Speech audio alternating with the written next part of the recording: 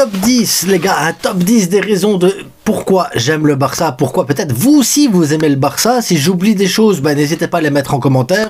S'il y a d'autres trucs qui d'autres trucs qui vous viennent à l'esprit, vraiment mettez-les en commentaire, parce que après tout, c'est un top 10, mais extrêmement subjectif, parce que chacun va mettre son importance là où il a envie de mettre son importance, et j'avais envie de vous partager ça parce qu'on va commencer notre dernière ligne droite, Ligue des Champions, Copa del Rey, Liga, et j'avais besoin de rappeler à tout le monde ce qu'est le Barça.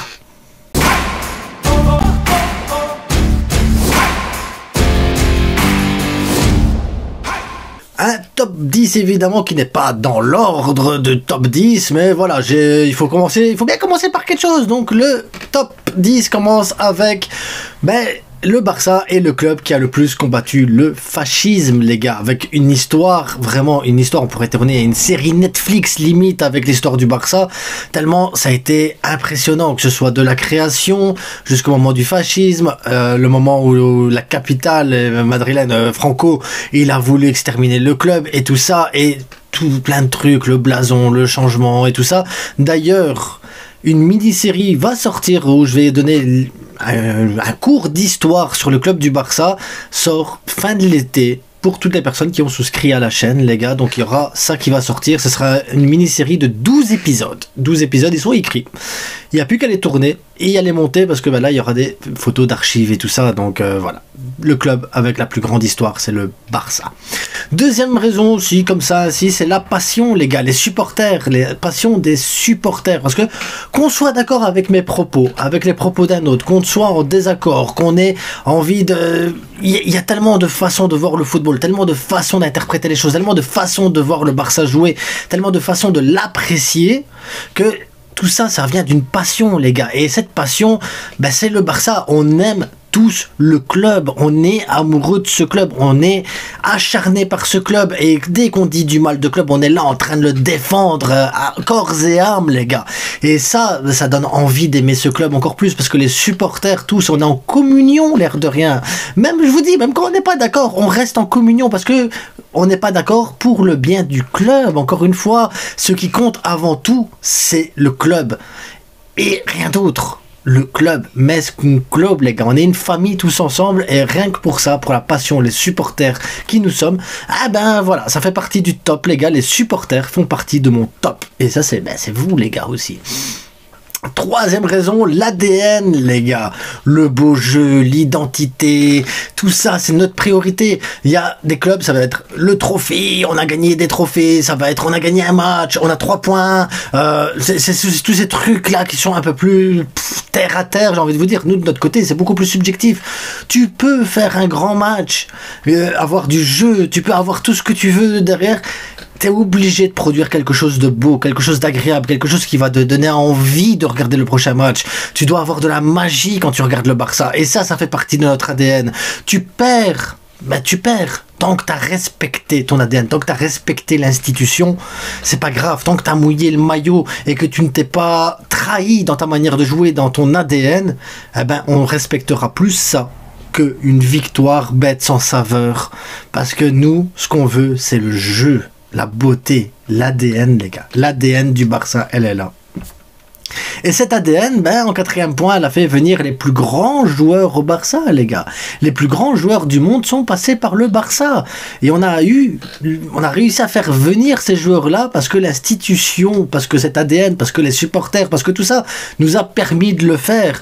Je pense à Cruyff, qui a laissé une identité incroyable. Ronaldinho, le Brésilien, pour moi, le plus technique et le plus qui a fait rêver toute une génération complète et qui a fait donner envie à beaucoup de gens d'être fans du Barça. Eto'o, meilleur joueur africain pour moi de l'histoire, est passé par le Barça. Lewandowski, l'air de rien, il fait partie de l'histoire du Barça et c'est l'un des plus grands attaquants. Il est là avec nous. Maradona, légende, les gars. Maradona, c'est un dieu en Argentine. On a réussi à faire venir un dieu au Barça. Il faut se rendre compte de ce que c'est, les gars. Et à côté de ça, on a formé les plus grands joueurs de la sélection espagnole également.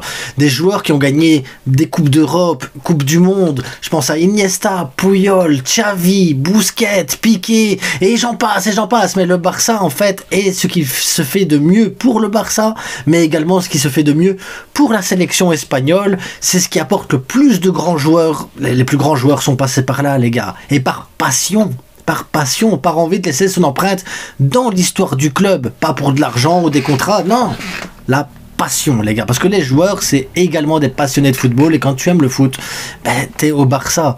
6e point, le Barça a formé le plus grand joueur du monde. Le Barça a formé le plus grand joueur du monde.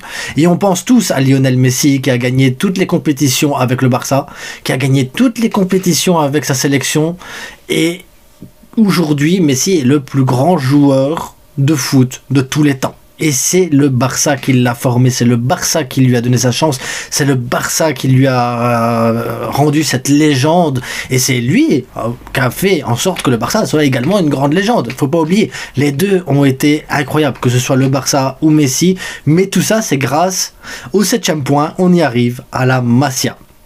La Masia, les gars, c'est le cœur de la réussite. La Masia, c'est le cœur de l'identité du Barça. La Masia, c'est là où les jeunes pousses peuvent grandir, se développer et acquérir les plus belles choses du monde. Parce que dans tous les joueurs que j'ai cités, les Iniesta, Puyol, Xavi, Messi, tous viennent de la Masia. Et la Masia, pour moi, est le point essentiel et le point le plus important dans ce qui est l'institution Barça. En dehors de tout ce que je viens de dire, c'est vraiment la Masia. Parce que c'est cette identité-là qui après fleurit en équipe 1 et nous donne envie d'avoir tout cet amour, parce que ben, ça fait rêver, les gars, ça fait rêver des gamins qui grandissent au sein du club, qui arrivent en équipe première, qui vont gagner une Ligue des Champions, une Liga, qui vont se battre pour les couleurs du Barça, qui vont mouiller leur maillot, qui vont respecter l'institution et les supporters. C'est la Masia, les gars, c'est une école de la vie, c'est une école du foot, c'est une école de l'amour, c'est une école de la passion.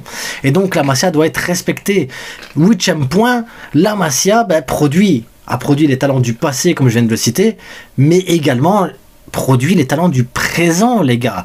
Les Gavi, Baldé, Cubarsí, Casado, Bernal, Fermín, Lamine Yamal, tous ces joueurs-là qu'on a actuellement, qui nous font rêver, les joueurs qu'aujourd'hui on se dit dans 2 ans, dans 3 ans, dans 5 ans, dans 10 ans, comment ils vont devenir, t'as envie de les voir grandir, t'as envie de les voir, tous ces joueurs-là sortent de la Masia. C'est notre présent actuellement, c'est également notre futur, mais la Masia, c'est également le futur dans 10 ans, 15 ans, 20 ans, 30 ans, 50 ans, peut-être que même dans un siècle, la Masia sera encore là, en train de nous produire énormément de talent. Et c'est ça qui est hyper important avec le Barça, c'est que là on peut se projeter dans un siècle, parce que le Barça a déjà un siècle d'existence, plus d'un siècle d'existence. Le modèle Barça existe encore aujourd'hui. Le modèle Barça a évolué avec le temps. Le modèle Barça a grandi, a su s'adapter aux exigences que demande aujourd'hui le football, aux exigences financières, aux exigences marketing, tout en préservant cet ADN et tout en préservant ce truc du club, cette famille. Et on n'a pas encore été vendu à des Qataris, des Arabes, des Arabie Saoudite, à des clubs aux Américains, des clubs pétroliers, j'en sais rien, tu vois. Le Barça reste une institution indépendante qui se bat toujours contre un système qui est de plus en plus fort. Et le Barça, malgré tout, garde cette identité, cette passion et cet ADN. Et c'est ça qui est important, les gars. La Masia, les jeunes, les stars, tout le monde a envie de venir et d'écrire une part de cette histoire du Barça. Même les joueurs qui sont en dehors du Barça rêvent encore du Barça. Beaucoup de joueurs rêvent du Barça. Ensuite, car le modèle Barça s'exporte partout. Ça, c'est le 9e point. Oui, le modèle Barça s'exporte partout. Déjà avec les coachs. Guardiola, Arteta, même Compagnie, qui est un enfant de Guardiola, qui vient de là. Tu peux parler de Luis Enrique. Tout ça, c'est des entraîneurs qui viennent exporter la philosophie Barça partout dans le monde. Xavi va le faire également à un moment donné. Et ça continue encore et encore. Et les clubs aujourd'hui, on parle de clubs riches, de clubs pétroliers, de clubs qui viennent de pays exotiques. On va parler de Manchester City ou du PSG par exemple, les deux ont un modèle qui essaye de créer un modèle Barça, avec un centre de formation, avec des jeunes, avec une identité de jeu, avec tout ça. Ben, tout ça, c'est un modèle Barça. Tout, on est en train d'exporter notre modèle partout dans le monde, parce que c'est un modèle qui fonctionne, les gars. C'est un modèle qui fait rêver. Regardez l'Inter Miami qui va rechercher toutes les anciennes stars du Barça, parce que c'est le rêve, parce que c'est le foot, parce que c'est la beauté, les gars. Le Barça, en dehors d'avoir des titres, des Ligues des Champions, d'être le plus grand club du monde, le Barça, ça reste la beauté du foot. Quand tu aimes le football, tu aimes le Barça. Et le 10e point, et je pense que c'est l'un des points les plus importants, parce que les meilleurs youtubeurs du monde pour le foot, c'est des youtubeurs Barça, les gars. C'est des supporters du Barça. Quand tu veux parler football, que tu as envie de parler de passion, quand tu as envie d'échanger vraiment avec des gens qui veulent parler de tactique, qui veulent parler de plein de choses, et que c'est football, on parle de jeunesse, de football actuel, de tactique, de physionomie, de changement, de quel profil pourrait coller avec celui du Barça, parce qu'on doit parler de profil, d'ADN et tout ça. Eh ben, tout ça demande des compétences vraiment très importantes. Et beaucoup de youtubeurs Barça ont d'énormes compétences. Et je parle pas de moi, pas du tout. Parce que moi, de mon côté, je me considère comme l'un des pires youtubeurs Barça du monde, les gars. Et dans les youtubeurs, ne fût-ce que francophones, on peut passer à Kava, Chérine, qu'est-ce que je vais dire Kélan, Barça Testimen, Barça Chill, Café, Charel, Massian, Dave, Wartok, Logito, Jules, un jour il reviendra, mais Jules. Et tu vois, tous ces youtubeurs-là, ben, c'est la crème de la crème des youtubeurs Barça francophones. Et il y en a partout, en Espagne, aux États-Unis, en Asie, en Afrique. C'est incroyable, les gars, ils sont partout, au Canada et tout. Et le Barça est quelque chose qui fait rêver dans le monde, les gars. Dans le monde. Le Barça est le plus grand club du monde, tout simplement. Donc voilà mon top 10 personnel de pourquoi le Barça est le meilleur club du monde, pourquoi le Barça me fait rêver, et pourquoi le Barça, ça reste le Barça, les gars. Il n'y a personne qui peut changer ça. Tout, tu pourrais avoir maintenant, là, tout d'un coup, Valence qui va gagner 20 Ligues des Champions. Ça ne changera rien. La saveur que le Barça te donne, ce goût du football, ce goût de passion, tu le retrouves qu'avec le Barça. Il n'y a pas des mots, il n'y a pas d'autres mots en fait. Le Barça, c'est Meskun Club, je vous jure, c'est Meskun Club, je ne sais pas quoi dire d'autre de plus.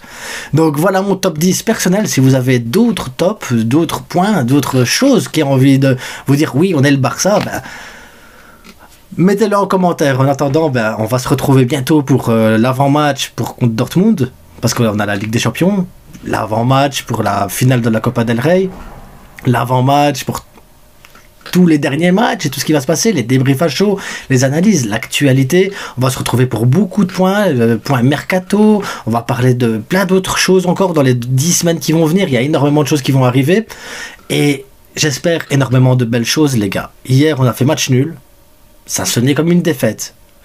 Mais en réalité, les gars, on est invaincus en 2025, invaincus.